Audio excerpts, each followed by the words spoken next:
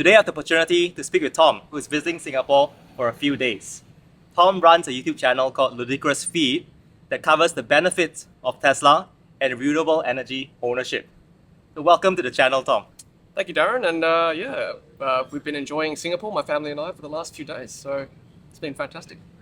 In this video, we'll hear from Tom about his journey with Tesla, as well as Australia's transition to sustainable energy. Click subscribe to stay updated to more videos on Tesla. Tom, how did your journey with Tesla begin? Well, to answer that question, Daren, I have to go back to the year 2013 when we were still very new to our house. Just bought in Sydney, and I wanted to basically make my home as efficient as possible. And the first appliance was a hot water heat pump system. And that was incredible because it used about 20% of a normal electrical hot water system. And from there I thought, what else can I do? And of course we naturally moved to solar panels, and the Tesla battery was next, a Powerwall battery. And naturally an EV was next. And then at the time there was only basically the Tesla Model S available to us. So I bought that car and haven't looked back. It's been a fantastic journey, and I started my YouTube channel in 2018 because I basically got asked the same questions over and over again about EV ownership. So I wanted to basically publicly tell people that me, myself, an average dad in Sydney can basically run around town with an electric vehicle. And from there, it has been a great journey.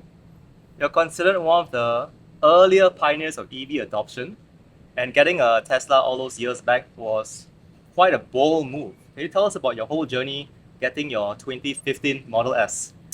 Okay, so so at the time, I think a brand new Tesla Model S was $140,000 Australian back in 2016. So my options were to either buy it brand new or buy it secondhand. And there was a beautiful blue Tesla Model S used on the market, 7,000 kilometers, barely driven for 6 months. Owner had to leave overseas, so I snapped it up. And when I first test drove it, I remember sitting in the car with his son who was with me, who was selling it. And I just could not believe the amount of power this car produced driving around the streets of Sydney. And the instantaneous acceleration and the power and the torque in the wheels, it just blew my mind, and I was sold. It was love at first sight from that point on. And obviously the appeal of not having to pump at the petrol station every day or every week, is very appealing. I've got to say, it's one of the major benefits of owning an EV. The fact that you can top up at home, the fact that you can charge from solar panels, and 7 years later, this car, I honestly, hand to heart, feels almost as good, if not as good as it was 7 years ago. They just do not age at all. As you know, there's very few moving parts to an electric vehicle, so it's kept its shape, kept its form, very, very few moving parts, very little maintenance, and I'm still in love 7 years later. For a lot of us here in Singapore, EVs are still a relatively new thing. Tesla only came here slightly more than a year ago. I want to ask, when it comes to your EVs, you have a 2015 Model S and a 2019 Model 3. How well have both cars held up over the years? Yeah, so as I said, the 2015 Model S has been great. It still serves 330 kilometers of range at 100 kilometers. I've got free lifetime supercharging, little maintenance. I use it as my daily commute in Sydney for work. So yeah, I've got no issues with the Model S. I've upgraded the infotainment system for a small cost. So basically it's improving the hardware. And the 2019 Model S, the 2019 Model 3, after 3 years, has been great. We've done a few road trips in Australia already. We've driven to Adelaide and back, and that was about a 4,000 kilometer road trip. Driven to the Gold Coast, Byron Bay. And then whenever I tell people I've done road trips around Australia in the Model 3, they're still shocked. They can't believe that you can actually do that in such a big country like Australia. So it's been great. Again, little maintenance. I think I've changed the particulate filter twice in 3 years. It's done 50,000 kilometers, still in great shape, and I still charge up every night. So yeah, no complaints at all. The big testament is, would the owner's next car still be a Tesla? And I believe performance Model Y is on the way. Oh yeah, 100%. This will be our third Tesla. We ordered a blue Tesla Model Y Performance coming in Q4, hopefully. When I first ordered it, it said November to February, so we're hoping November 2022, which is only a couple of months away. Yeah, there's news that the wait times around the world, China and also Australia, is going down. So you may see your car sooner rather than later. Fingers crossed. Will be a nice Christmas present for the family. Absolutely. You've had a chance to try many other EVs on your channel.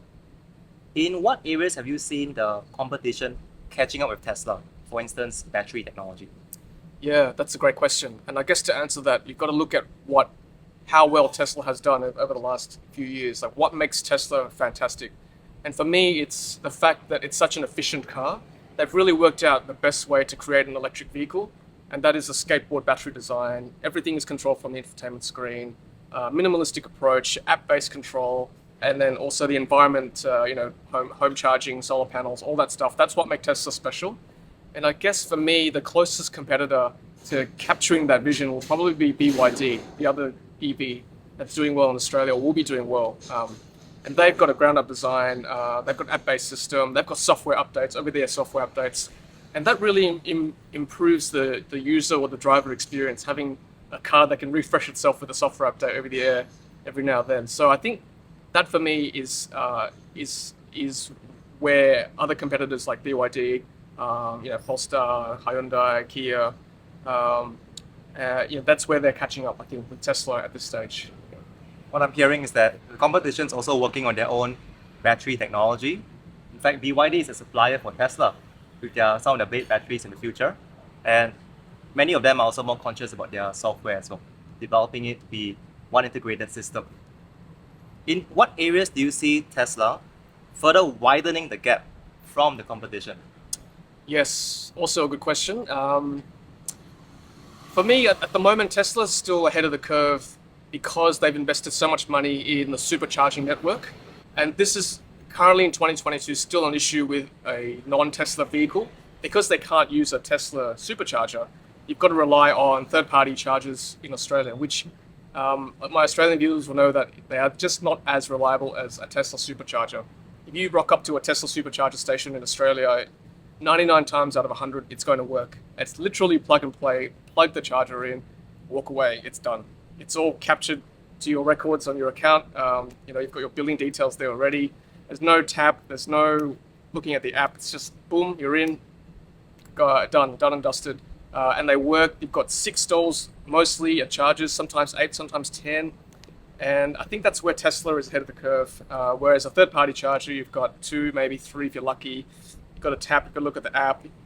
Sometimes they don't work. If you've got a car charging, one's broken, then you've got to wait an hour. So that's where I think Tesla's still ahead. The other area for me also is the fact that Tesla is developing full self-driving still. We're still yet to see full self-driving beta in Australia, but obviously having seen recently with AI Day, they're always working in the background how to improve full, autonomous driving. I think that's where Tesla will make gains in the future as well, as they make cars better with their autopilot system and with their full self-driving capability. I agree fully that the supercharger network has been a great benefit for Tesla owners. I cannot imagine driving an EV without one. We all also know that Tesla has plans to eventually open up the supercharger network to other non-Tesla EVs. This has created a mixed feeling for Tesla owners. On one hand, others are going, yes, that's great. That means more EV adoption. On the other hand, I bought a Tesla for the supercharger network. Why am I sharing it with other people right now? What's the response you've been seeing in Australia about this news? Yeah, I can definitely see both sides of the coin. It's a tough one. I think I kind of agree with you, Daren. I bought a Tesla because of the supercharging network. I feel like we should be given priority as Tesla drivers, maybe with a discount, I don't know how much, 10, 20% every time we plug in with a supercharger versus a non-Tesla vehicle. You bought a car that, is not compatible with the Tesla network. So I think that for me will probably be the best compromise, a discount for Tesla owners versus full price for non-Tesla vehicles. I think overall, in the grand scheme of things, I'm a Tesla fan, but also an EV fan. So I really want to see EV adoption across Australia, and I would personally like to see the Tesla supercharger network open to everyone eventually. The only caveat being that I think there should be more chargers in general. That way, we're not fighting for the same stall. There's not that demand issue. Whereas it'll be like petrol stations now where any car can use any browser. So I think that's the way forward. Thank you for sharing, Tom. It's likely a matter of when or not if that supercharger network will be open to other brands of EV. I think many Tesla owners rightfully ask that there should be a lot more Tesla superchargers. I think part of this process is when Tesla opens up to other EV brands, in most countries, it's also easier for them to tap into government incentives, infrastructure incentives, to build out the supercharger network. We see this playing out first more actively in many parts of Europe. I'll be heading to Norway next year most likely, where I'll actually get to see non-Teslas in the supercharger station. So it's going to be an interesting experience.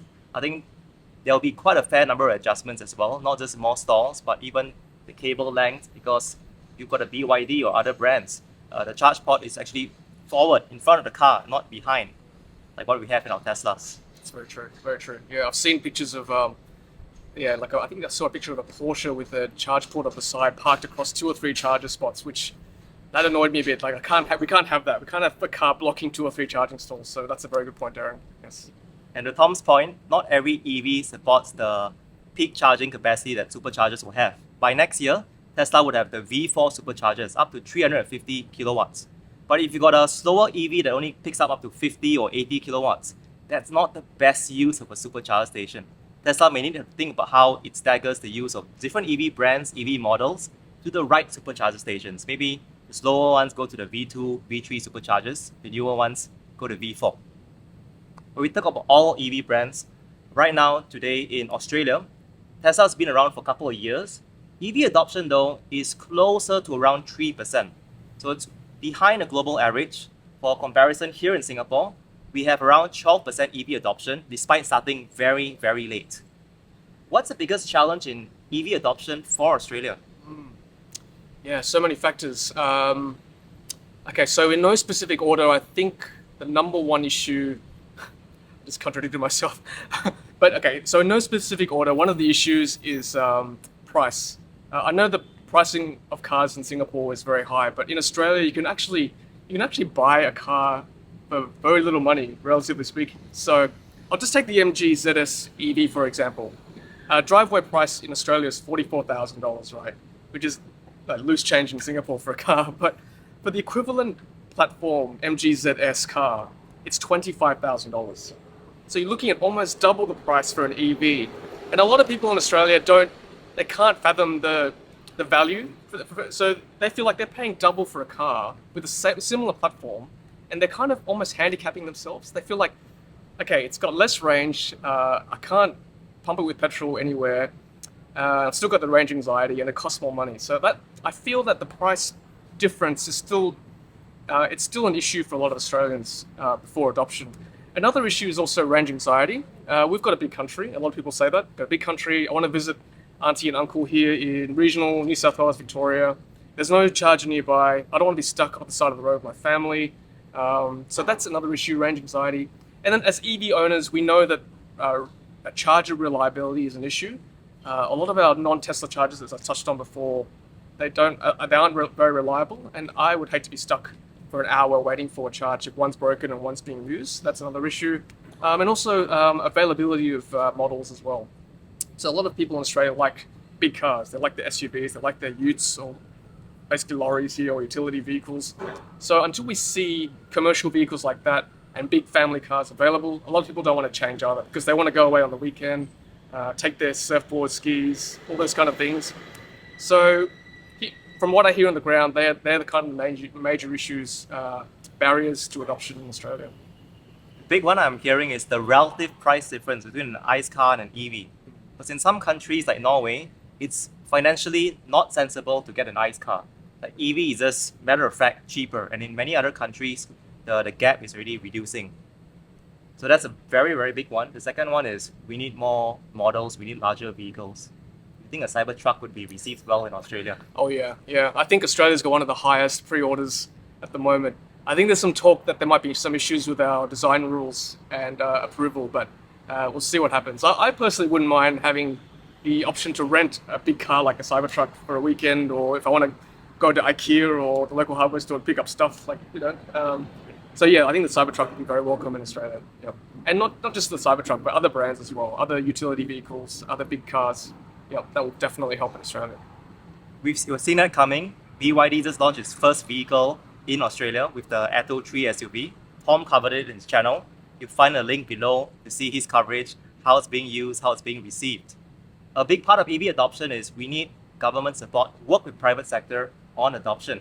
In many countries around the world, governments are already phasing out sales of new ICE cars between 2030 to 2040.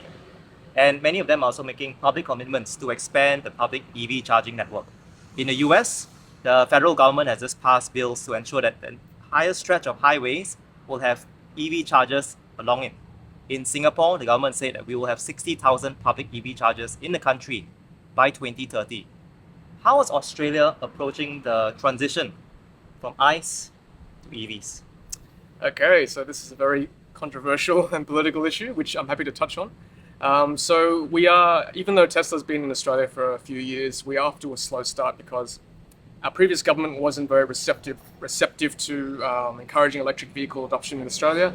With the new change of government, we finally have some strategy moving forward. In fact, they just released a consultation paper open to entries, so we should hopefully get some sort of policy in the next few months. Hopefully, with that paper being open, there is now a what they call an EV discount being passed through Parliament in Australia. So hopefully $3,000, yes. So that's states. So I'll touch on that in a second. But the federal government is offering a discount to fringe benefit taxes. It's kind of our taxation system for employees. So that will help people buying EVs through their employers. And also they're trying to also cut tariffs for countries that don't currently have a trade agreement with Australia at the moment. So cars from Europe. So hopefully they will be cheaper once this bill is passed in Parliament. So that's from a federal side of things. Each state also has their own policy. And that's where it's a bit fragmented. So depending where you live in Australia, you've got different access to different discounts. In New South Wales, where I'm from, there's a $3,000 discount, as Daren said, for cars under $68,000. So that covers stuff like BYD, MG ZS EV, the cars at the lower end of the market. Tesla is a bit priced out now, especially with Model Y. There's also a discount for stamp duty, which is our tax in New South Wales, if your car is under $78,000. Other states like the ACT, the Australian Capital Territory, is trying to phase out electric vehicles by 2035. So that's probably the most progressive policy I've seen so far in Australia. A few elections ago in Australia, one of the parties tried to win the election by saying we will phase out electric vehicles by a certain date. It wasn't received very well in Australia. I think Australians don't like, I'm going to be careful how I say this, don't like to be told that they can't do something. So a lot of people say, well, I'm not giving up my petrol car, I'm not giving up my ute, how dare you tell me what to do? And so I think a lot of political parties are now very careful with implementing a policy like that moving forward. So we don't have a target as such now. The other thing we want to push is a fuel efficiency standard. So we don't want to be a dumping ground for dirty petrol cars anymore. We want a cut-off for fuel efficiency standards. That way, companies like VW, companies like Mercedes, Audi, those German, European car companies will say, okay, Australia is now receptive to more green cars. Let's push our cars over there. So I think it's promising. It's still slow, but I think we're heading in the right direction finally in 2022. As Tom mentioned, consumers want to have a say in what car they buy, and ultimately the mindset matters. Many people who buy EVs are probably not buying it just because of the environmental benefits. Many people may want to buy it because they think it's just a better car, whether it's the technology, the safety, or the charging infrastructure, or the software. How are mindsets towards EVs in Australia evolving? Yeah, I think education is finally taking hold. A lot of our newspapers and our motor publications are starting to finally produce positive stories about electric vehicles and also education as well. And hopefully myself as a YouTuber and other YouTuber colleagues in Australia are starting to promote the fact that it is possible to own an EV in Australia, especially in the metropolitan areas. I think people are starting to understand how EVs work. You don't have to always be sitting at a petrol station or a charging station. You can charge at home most of the time. So now, I guess, the challenge, as I've said before, is the price point. People still feel like it's too expensive. There's still not as many models available yet. So I think once we see that price parity eventually come down, either through subsidies or just natural attrition, then I think people will start to look and say, okay, EVs do make sense. And I'm sure it's happening in Singapore, but our petrol price in Australia is starting to rise. We're now well over $2 a litre, and that's quite high for us. And I think the smarter part of the population will say, well, if I hold my car for 5 years, the total cost of ownership of an electric vehicle starts to make sense, especially with the incentives now. If I don't pump petrol, if I just use electricity to charge, there's no maintenance. Insurance is roughly similar for Apple's with the equivalent car. So I think people start to realize, okay, maybe an electric vehicle does make sense for my day-to-day commute. You've been a Tesla owner for so many years. Are you also a Tesla investor, knowing in how the world is moving forward?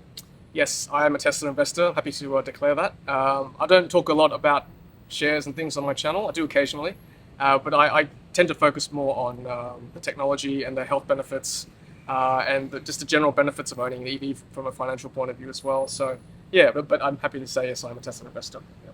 Do believe in the mission. Tesla has a lot of plans for expansion in the future.